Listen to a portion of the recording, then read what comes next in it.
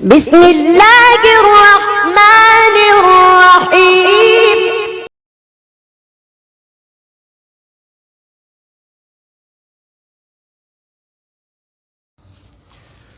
الحمد للہ رب العالمین والصلاة والسلام علی سید المرسلین اما بعد فاعوذ باللہ من الشیطان الرجیم بسم اللہ الرحمن الرحیم. آج انشاءاللہ العزیز سورہ آل عمران آیت نمبر 29 پارہ 3 سے تلاوت، ترجمہ، خلاصہ تفسیر بیان کرنے کی کوشش کی جائے گی. خالق کائنات قرآنی احکامات کو سمجھنے کی توفیق عطا فرمائے.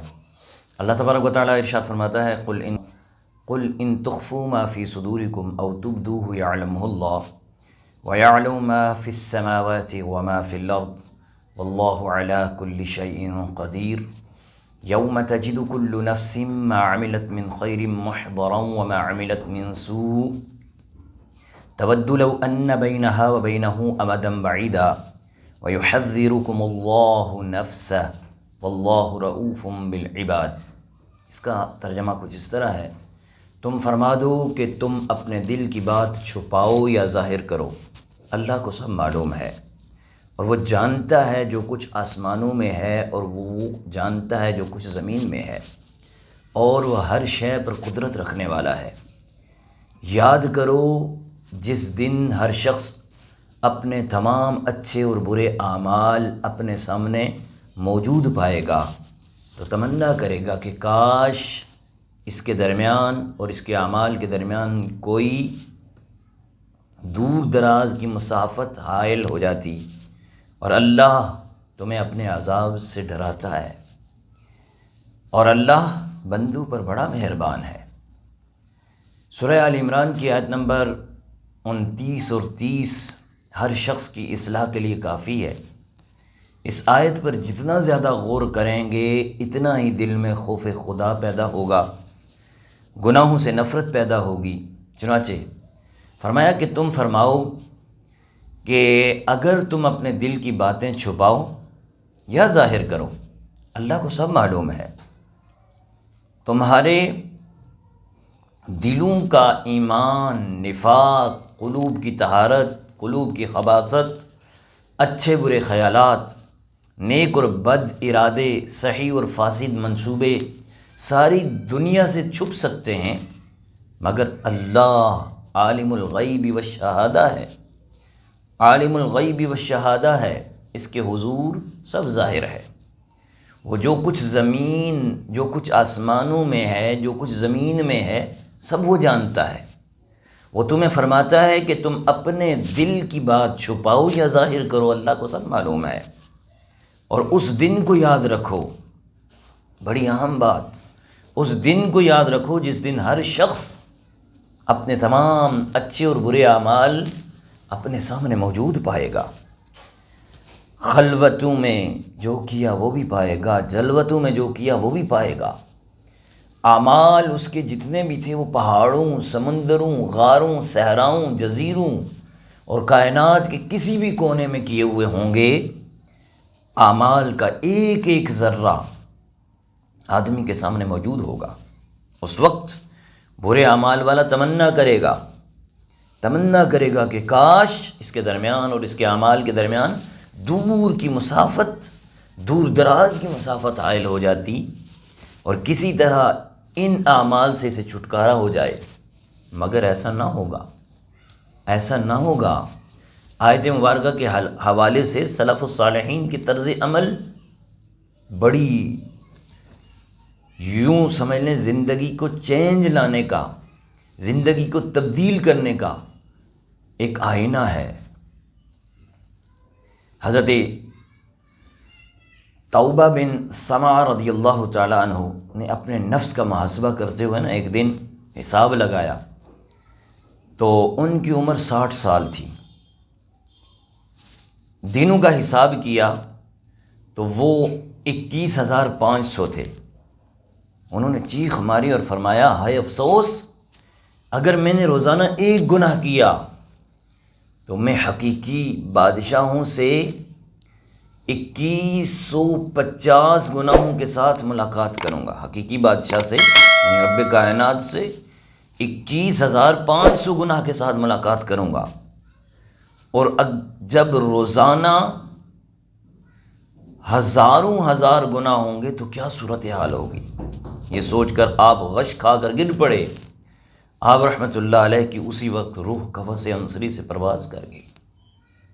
ایک شخص کسی گناہ پر آمادہ ہو گیا، جب وہ اس گناہ پر گرفت حاصل کر لیتا ہے، جب وہ اس گناہ کے قریب پہنچا، سب لوگ تو سو گئے، تو آدمی نے اس گناہ کی طرف مائل ہونا، اس گناہ کو کرنے کا ارادہ کیا، تو جس کے ساتھ اس نے گناہ کرنا تھا اس نے پوچھا کیا سب لوگ سو گئے ہیں؟ یہ دل ہی دل میں بہت خوش ہوا کہ شاید یہ آمادہ ہو چکا ہے، گناہ پر دوسرا شخص آمادہ ہو چکا ہے۔ تو اس نے کہا جی ہاں سارے سو چکے ہیں۔ اس نے کہا کہ سارے قافلے کے گرد گھوم کر دیکھو، جائزہ لو۔ اس نے جائزہ لیا، کہا سب سو گئے ہیں۔ واپس آ کر اس نے کہا کہ سب سو گئے ہیں۔ یہ سن کر اس دوسرے اور شخص نے کہا کہ کیا لوگ سو گئے ہیں تو جس نے ہمیں زندہ رکھا ہے وہ بھی سو گیا ہے، یعنی اللہ تبارک و تعالیٰ بھی سو گیا ہے، وہ تو اس وقت سویا نہیں ہے نا۔ اس مرد نے جواب دیا اللہ تعالیٰ تو نیند سے پاک ہے، اسے نیند تو آتی نہیں، وہ سوتا نہیں، نہ اسے نیند آتی ہے نہ اونگ آتی ہے۔ تو دوسرے شخص نے کہا کہ جو نہ کبھی سویا ہے نہ کبھی سوئے گا، وہ ہمیشہ جاگتا ہے، زندہ ہے، اس کے سامنے سے تو کوئی اوجھل نہیں ہے۔ اگرچہ لوگوں پر نیند طاری ہو گئی، ہمیں لوگوں سے ڈرنے کے لیے تو ہم یہ سارے ذرائع اختیار کر رہے ہیں، دروازے کھڑکیاں بند کر رہے ہیں، لیکن جس رب کائنات نے ہمیں پیدا کیا اس سے تو زمین کے اندر بھی چلے جائیں نہیں چھپ سکتے۔ یہ بات سن کر اس آدمی نے اللہ کے خوف کے سبب اس گناہ کے ارادے سے باز آ گیا۔ جب اس شخص کا انتقال ہوا تو کسی نے اسے خواب میں دیکھا اور پوچھا ما فعل اللہ بکا، یعنی اللہ تبارک و تعالیٰ نے تیرے ساتھ کیا معاملہ کیا؟ تو اس نے جواب دیا اللہ تبارک و تعالیٰ نے مجھے اس خوف کی، یعنی اللہ کے خوف کی وجہ سے جو میں نے گناہ کو ترک کیا تھا نا، رب کائنات نے اس گناہ کے ترک کرنے کی وجہ سے، اس کے خوف کی وجہ سے، اللہ نے اپنے خوف کی وجہ سے مجھے معاف کر دیا، میرے سارے گناہ بخش دیے۔ یہ اس کے خوف کی برکت ہے۔ خوف خدا میں ایک آنسو جہنم کی آگ کو بجھا دیتا ہے۔ 7 سمندروں دنیا کے سارے پانی بھی ملا کے جہنم کی آگ کو بجھانا چاہو نہیں بجھ سکتی، لیکن فرمایا کہ خوف خدا کی وجہ سے بندے کی آنکھ سے نکلا ہوا جو آنسو ہے نا، وہ آنسو اس جہنم کی آگ کو بجھا دے گا۔ اگلی آیت ہے 31 قل ان کنتم تحبون اللہ فاتبعونی یحببکم اللہ ویغفر لکم ذنوبکم واللہ غفور الرحیم۔ اے حبیب فرما دو کہ اے لوگو اگر تم اللہ کی محبت کرتے ہو، اللہ سے محبت کرتے ہو تو میرے فرمانبردار بن جاؤ، اللہ تم سے محبت فرمائے گا اور تمہارے گناہ بخش دے گا، اور اللہ بخشنے والا مہربان ہے۔ اس آیت سے معلوم کیا ہوتا ہے؟ اس سے معلوم ہوا اللہ تعالیٰ کی محبت کا دعویٰ جب ہی سچا ہو سکتا ہے جب آدمی سرکار دو عالم صلی اللہ علیہ وسلم کی اتباع کرنے والا ہو جائے، آدمی سرور کائنات صلی اللہ علیہ وسلم کا مطیع ہو جائے، فرمانبردار ہو جائے، حضور اقدس صلی اللہ علیہ وسلم کی اطاعت اختیار کرے۔ حضرت عبداللہ ابن عباس رضی اللہ تعالیٰ عنہ سے مروی ہے، سرور کائنات صلی اللہ علیہ وسلم قریش کے پاس تشریف لے گئے، جنہوں نے خانہ کعبہ میں بت نصب کیے ہوئے تھے، بت رکھے ہوئے تھے، انہیں سجا کر ان کو سجدے کر رہے تھے۔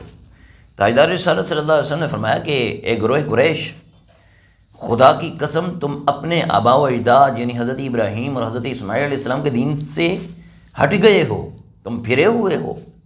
قریش نے کہا یہ کیسی بات ہے؟ ہم تو ان بتوں کو اس لیے پوجتے ہیں کہ یہ بت اللہ تک پہنچانے والے ہیں، تو یہ بتوں کو اللہ کی محبت میں پوجتے ہیں تاکہ ہمیں یہ اللہ کے قریب کر دیں۔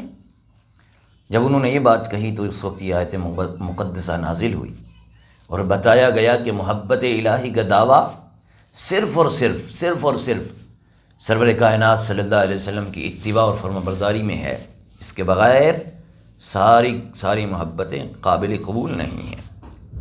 جو اس دعوے کا ثبوت دینا چاہے، جو اس دعوے کو ثابت کرنا چاہے، اس کو حضور سرور کائنات صلی اللہ علیہ وسلم کی غلامی کا پٹا پہننا ہوگا، اسے حضور صلی اللہ علیہ وسلم کی غلامی اختیار کرنی ہوگی، چونکہ اللہ تبارک و تعالی کہ محبوب صلی اللہ علیہ وسلم نے بت پرستی سے منع فرمایا، اور بت پرستی کرنے والا سرکار دو عالم صلی اللہ علیہ وآلہ وسلم کا نافرمان ہوا، اور نافرمان اور محبت الہی کے دعوے میں یہ بڑا فرق ہے۔ نافرمان رسول اللہ کا ہو تو وہ نافرمان اللہ کا ہے، تو جب نافرمان اللہ کا ہوا، نافرمان رسول اللہ کا ہوا، تو اس سے محبت کہاں سے خدا سے کی ہے؟ تو یہ تو جھوٹا ہوا۔ اور دوسرا قول یہ بھی ہے کہ مدینے کے یہودی کہا کرتے تھے کہ ہم کو حضور صلی اللہ علیہ وسلم کی اتباع سے کیا غرض، ہمیں اتباع کرنے کی ضرورت نہیں ہے، ہم تو اللہ کے بیٹے ہیں اور اس کے پیارے ہیں۔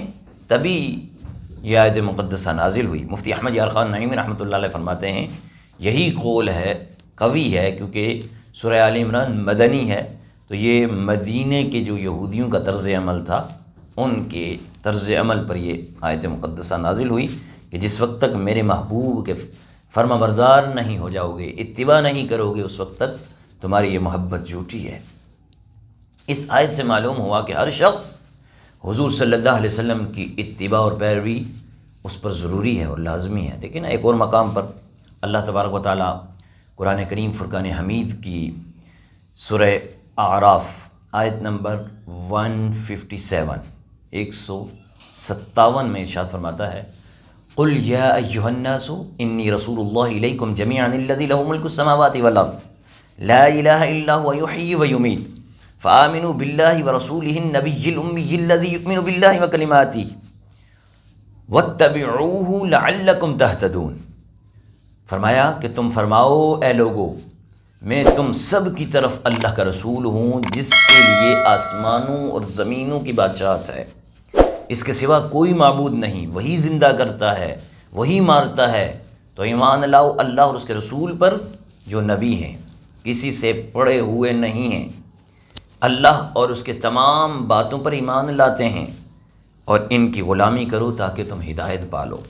حضرت جابر رضی اللہ تعالیٰ عنہ یہ صحابی رسول نے فرماتے ہیں کہ ایک مرتبہ تاجدار ختم نبوت صلی اللہ علیہ وسلم کی خدمت میں حضرت عمر فاروق اعظم رضی اللہ تعالیٰ عنہ حاضر ہوئے اور عرض کی ہم یہودیوں کی کچھ باتیں سنتے ہیں جو ہمیں بھلی لگتی ہیں، کیا آپ صلی اللہ علیہ وسلم اجازت دیتے ہیں کہ کچھ لکھ بھی لیا کریں؟ نبی کریم صلی اللہ علیہ وسلم نے ارشاد فرمایا کیا تم یہودیوں اور عیسائیوں کی طرح حیران ہو کہ میں تمہارے پاس روشن اور صاف شریعت لایا، اور اگر آج حضرت موسیٰ علیہ السلام بھی زندہ ہوتے تو انہیں میری اتباع کے بغیر چارہ نہ ہوتا۔ صحابہ کرام علیہم رضوان میں حضور سرور کائنات صلی اللہ علیہ وسلم کی پیروی کے جذبے کا اندازہ اگر کرنا ہو نا تو صحابہ کے واقعات پڑھے جائیں، ان کی سیرت کا مطالعہ کیا جائے۔ حضرت عمر فاروق اعظم رضی اللہ تعالیٰ عنہ ایک مرتبہ حجر اسود کا بوسہ لے رہے تھے تو فرمایا خدا کی قسم میں جانتا ہوں کہ تو ایک پتھر ہے، نہ نفع پہنچا سکتا ہے نہ نقصان پہنچا سکتا ہے، اگر میرے نبی صلی اللہ علیہ وسلم نے تجھے بوسہ نہ دیا ہوتا تو میں تجھے ہرگز کبھی نہ بوسہ دیتا۔ معلوم کیا ہوا کہ اتباع، حضور کی اتباع میں وہ بوسہ دے رہے ہیں جنتی پتھر کو۔ سنن نسائی شریف کی روایت میں ہے اس کے بعد آپ نے حجر اسود کا بوسہ دیا۔ حضرت عثمان غنی رضی اللہ تعالیٰ عنہ ایک بار مرتبہ پانی منگواتے ہیں، وضو کرتے ہیں اور پھر مسکرانے لگے۔ دوستوں سے پوچھا میرے دوستوں پتہ ہے کیا تم مجھ سے اس چیز کے بارے میں پوچھو گے کہ میں کیوں مسکرایا ہوں؟ انہوں نے عرض کی اے امیر المومنین آپ کس چیز سے کی وجہ سے مسکرائے ہیں؟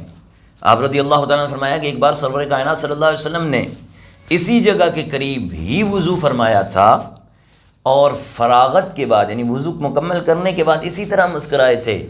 صحابہ کرام رضوان اللہ علیہم اجمعین سے فرمایا تھا کیا تم مجھ سے پوچھو گے میں کیوں مسکرایا ہوں؟ تو ہم نے عرض کی کہ یا رسول اللہ صلی اللہ علیہ وسلم آپ کیوں مسکرائے ہیں؟ رسول اللہ صلی اللہ علیہ وآلہ وسلم آپ کس چیز کی وجہ سے مسکرائے ہیں؟ صحابہ کرام نے عرض کیا رسول اللہ کس چیز کی وجہ سے آپ مسکرائے ہیں؟ تو آپ صلی اللہ علیہ وسلم نے ارشاد فرمایا بندہ جب وضو کا پانی منگائے پھر اپنا چہرہ دھوئے تو اللہ تعالیٰ اس کے چہرے کے گناہ مٹا دیتا ہے، پھر اپنی کونیوں کو دھوئے تو اللہ تعالیٰ اس کی کونیوں کے گناہ مٹا دیتا ہے، پھر سر کا مسح کرے تو اللہ تبارک و تعالیٰ اس کے سر کے گناہ مٹا دیتا ہے، اور اپنے قدموں کو دھوئے تو اللہ تبارک و تعالیٰ اس کے قدموں کے گناہ معاف کر دیتا ہے۔ تو یوں حضور نے تو بندے کے گناہ جڑتے ہوئے دیکھ کر مسکرائے۔ فرماتے ہیں حضرت عثمان غنی حضور تو بندے کے کو ملاحظہ کر کے اللہ کی رحمت پر خوش ہو کر مسکرائے تھے، لیکن میں حضور کی سنت کو ادا کرتے ہوئے میں مسکرا رہا ہوں کہ یہاں پر میرے آقا مسکرائے تھے۔ یہ صحابہ کا طرز عمل تھا، حضور کی ادا کو ادا کرنا۔ حضرت عبداللہ ابن عمر رضی اللہ تعالیٰ عنہ ایک جگہ اونٹنی کو چکر لگوا رہے ہیں، اونٹنی کو پھیرے لگوا رہے ہیں۔ لوگوں نے ان سے اس کے سبب پوچھا کہ حضور یہ کیا ہے؟ تو آپ نے فرمایا کہ میں اس کی حکمت نہیں جانتا، مگر اس جگہ پر تاجدار کائنات صلی اللہ علیہ وآلہ وسلم کو ایسا کرتے ہوئے دیکھا تھا، اس لیے میں ایسا کر رہا ہوں۔ تو حضور کے صحابہ حضور کے ہر عمل کو، حضور کے ہر عمل کو، ہر ادا کو اپنا رہے ہیں۔ تو یہ ہے اتباع رسول۔ قل ان کنتم تحبون اللہ فاتبعونی یحببکم اللہ ویغفر لکم ذنوبکم۔ یہ آگے آیت مقدس آئے گی۔ بہرحال اس سے 32 آیت 32ویں آیت قل اطیعوا اللہ والرسول فإن تولوا فإن اللہ لا يحب الکافرین۔ تم فرما دو کہ اللہ اور رسول کی فرما برداری کرو، پھر اگر وہ منہ پھیریں تو اللہ کافروں کو پسند نہیں کرتا، اللہ کافروں کو پسند نہیں کرتا۔ حضرت عبداللہ ابن عباس رضی اللہ تعالیٰ عنہما سے مروی ہے کہ جب یہ آیت قل ان کنتم تحبون اللہ فاتبعونی یحببکم اللہ نازل ہوئی تو عبداللہ ابن ابی جو منافق ہے، اس نے اپنے ساتھیوں سے کہا محمد صلی اللہ علیہ وسلم اپنی اطاعت کو اللہ تعالیٰ کی اطاعت کی طرح قرار دے رہے ہیں اور یہ حکم کر رہے ہیں کہ ہم ان سے اسی طرح کی محبت کریں جس طرح عیسائیوں نے حضرت عیسیٰ علیہ السلام سے محبت کی۔ جب اس نے یہ اس طرح کی بات کی اپنے دوستوں سے، یہ منافقوں کا سردار تھا، اس نے اپنے دوستوں سے کہی، تو اس وقت یہ آیت مقدسہ نازل ہوئی اور فرمایا گیا کہ حبیب صلی اللہ علیہ وسلم آپ ان سے فرما دیں کہ اللہ تعالیٰ نے میری اطاعت اس لیے واجب کی کہ میں اس کی طرف سے رسول بن کر آیا ہوں، میں اس کی طرف سے رسول ہوں، اور چونکہ اللہ تعالیٰ کے احکام لوگوں تک پہنچانے کا ذریعہ اس کے رسول ہیں، اس لیے ان کی اطاعت، ان کی فرما برداری تم پر لازمی ہے۔ اس کے بعد بھی اگر وہ اطاعت سے منہ پھیریں تو انہیں اللہ تعالیٰ کی محبت حاصل نہ ہوگی اور اللہ تعالیٰ انہیں سزا دے گا، اللہ انہیں سزا دے گا۔ تاجدار رسالت صلی اللہ علیہ وسلم کی اطاعت ہی محبت الہی کی دلیل ہے اور اسی پر نجات کا دار و مدار ہے۔ یاد رکھیے اللہ تبارک و تعالیٰ نے جنت کا حصول اپنی خوشنودی اور قرب کو حضور پر نور صلی اللہ علیہ وسلم کی غیر مشروط اطاعت کے ساتھ جوڑ دیا ہے۔ اب کسی کو رضا اور قرب الہی ملے گا تو محبوب کی غلامی کے صدقے میں ملے گا، محبوب کی اطاعت کے صدقے میں ملے گا، محبوب کی فرما برداری کے صدقے میں ملے گا، ورنہ دنیا جہاں کے سارے اعمال جمع کر لے، سارے اعمال جمع کر لے، وہ زکاتیں بھی دے دے، صدقات بھی دے دے، خیرات بھی کر دے، یتیموں کی مدد بھی کر دے، یتیم خانے بنا دے، مسافر خانے بنا دے، ٹیوب ویل لگا دے، بڑے بڑے کام کر دے، لیکن اگر محبت رسول نہیں ہے، اطاعت رسول نہیں ہے تو یہ وہاں پر اس کے اعمال سارے ضائع ہو جائیں گے۔ اگر اس میں حقیقی اطاعت مصطفیٰ صلی اللہ علیہ وسلم موجود ہوگی تو وہ بارگاہ الہی میں یقیناً قبول ہے، اور اگر اطاعت رسول نہیں ہے، محبت رسول نہیں ہے، تو پھر یقیناً بارگاہ الہی میں وہ قطعاً مردود ہوگا۔ حضرت ابو ہریرہ رضی اللہ تعالیٰ عنہ، یہ صحابی رسول ہیں، یہ روایت کرتے ہیں کہ حضور صلی اللہ علیہ وآلہ وسلم نے ارشاد فرمایا میری ساری امت جنت میں داخل ہوگی، میری ساری امت جنت میں داخل ہوگی مگر جس نے انکار کیا۔ صحابہ کرام رضوان اللہ علیہم اجمعین نے عرض کی یا رسول اللہ صلی اللہ علیہ وسلم فداک ابی و امی، ہمارے ماں باپ آپ پر قربان ہو آقا، انکار کون کرے گا؟